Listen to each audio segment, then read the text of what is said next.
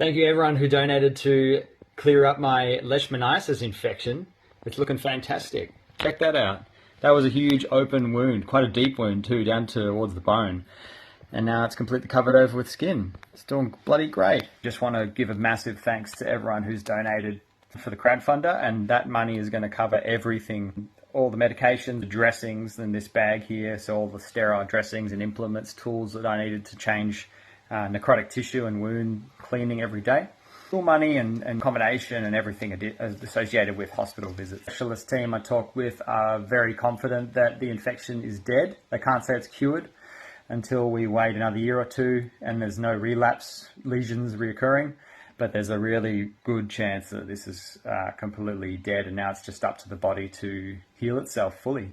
Massive thanks to Scott and Monica for setting up the GoFundMe page. Without their efforts to build this thing in my stead, money wouldn't have gotten to, I guess, paying off the bills associated with this infection.